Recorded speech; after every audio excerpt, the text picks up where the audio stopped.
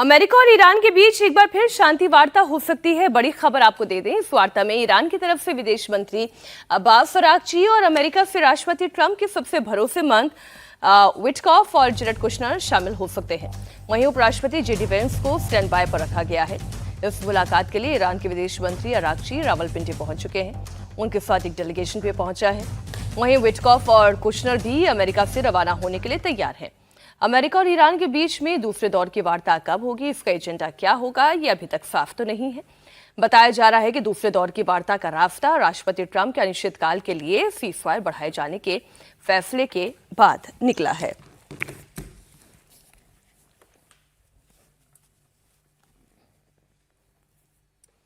वहीं Hormuz straight को लेकर एक बार फिर ट्रंप सख्त हो गए हैं। ट्रंप उन छोटी नावों को तबाह करने की धमकी दे रहे हैं जिनका इस्तेमाल ईरानी हॉर्मुज़ में बारूदी सुरंग बिछाने के लिए कर रहे हैं। ये धमकी तब आई है जब ईरान के अर्ध सैनिक रिवॉल्यूशनरी गार्ड ने ऐसे ही छोटी नावों का इस्तेमाल करके हॉर्मुज़ स्ट्रेट से गुजर रहे 2 मालवाहक जहाजों को जब्त कर लिया था। अमेरिका के रक्षा सचिव पीट हेग्सेट ने कहा कि राष्ट्रपति ट्रंप ने अमेरिका की नौसेना को यह अधिकार दिया है कि वह ईरान की किसी भी तेज रफ्तार नाव को नष्ट कर दे। President Trump has authorized the United States Navy to destroy any Iranian fast boats that attempt to put mines in the water or disrupt passage through the Strait of Hormuz, to shoot and kill. Our commanders have clear rules of engagement. If Iran is putting mines in the water or otherwise threatening American commercial shipping or American forces, we will shoot to destroy. No hesitation, just like the drug boats in the Caribbean. Middle east में जारी तनाव के बीच Israel और Lebanon के बीच ceasefire को 3 हफ्तों के लिए बढ़ा दिया गया है। इस दौरान दोनों देशों के नेताओं ने व्हाइट हाउस में मुलाकात की, जिसके बाद सीजफायर को बढ़ाने का फैसला किया गया। सीजफायर का मकसद मिडिल ईस्ट को स्थिर करना है और लेबनान को हिजबुल्लाह से बचाने में मदद करना है। हालांकि सीजफायर के दौरान हिजबुल्लाह और इजरायल एक दूसरे के इलाके में लगातार बमबारी कर रहे हैं। इस बैठक में राष्ट्रपति ट्रंप के साथ पूरी कोर टीम मौजूद रही। उपराष्ट्रपति JD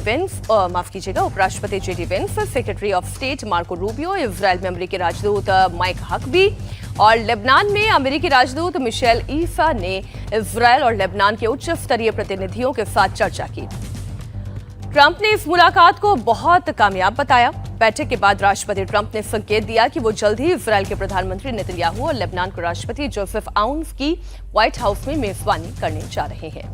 So we did have representatives from both Israel and Lebanon here. There was another extension of that ceasefire, which is another win for the world, for the United States, and again is evidence of President Trump and his team doing a tremendous job at negotiating for peace all across the globe. So we're very grateful to both Israel and Lebanon for choosing to work together and continuing these conversations, and we hope that there will be a day where we welcome the leaders of both countries.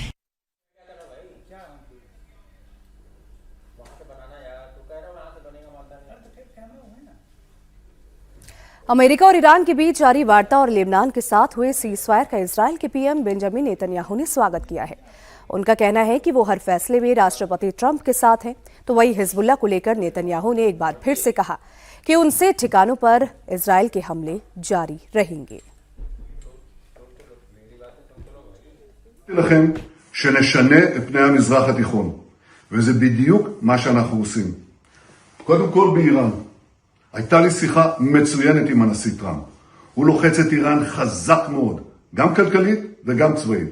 ואנחנו פועלים בשיתוף פעולה מלא. כך גם בלבנון. אנחנו התחלנו תהליך להשיג שלום היסטורי בין ישראל ללבנון. וברור לנו שחיזבאללה מנסים לחבל בזה. אנחנו שומרים על חופש פעולה מלא. נגד כל איום, גם איומים מתהווים. תקפנו אתמול, תקפנו היום. אנחנו נחושים להחזיר את הביטחון לתושבי הצפון. America और Iran में जारी tension के बीच America ने एक और सख्त कदम उठाया है। अमेरिका ने चीन की एक बड़ी तेल रिफाइनरी और करीब 40 शिपिंग कंपनियों और टैंकरों पर प्रतिबंध लगा दिया है। आरोप ये है कि ईरान का तेल ले जा रहे थे ईरान। ये कदम ईरान की आय का मुख्य स्रोत तेल निर्यात को रोकने के लिए ट्रंप प्रशासन की नई कोशिश है। जिन कंपनियों पर अमेरिका ने बैन लगाया है उनमें चीन की हेंगली पेट्रोकेमिकल कंपनी भी शामिल है। ये चीन की सबसे बड़ी रिफाइनरियों में से एक है। इसकी रोजाना तेल प्रोसेसिंग क्षमता करीब 4 लाख बैरल है। अमेरिकी ट्रेजरी विभाग का आरोप है कि हेंगली ने 2023 से ईरानी कच्चा तेल खरीदा और इससे ईरानी सेना को सैकड़ों मिलियन डॉलर की कमाई हुई। ट्रेजरी विभाग ने कहा कि ये कार्रवाई ईरान के सैन्य को फंडिंग रोकने के लिए की गई है। ये प्रतिबंध राष्ट्रपति डोनाल्ड ट्रंप और चीन के राष्ट्रपति शी जिनपिंग की चीन में होने वाली मुलाकात से कुछ हफ्ते पहले लगाए गए हैं। अमेरिका के इस कदम में एक बार फिर से अमेरिका और चीन के रिश्तों में कड़वाहट अब ला दी है।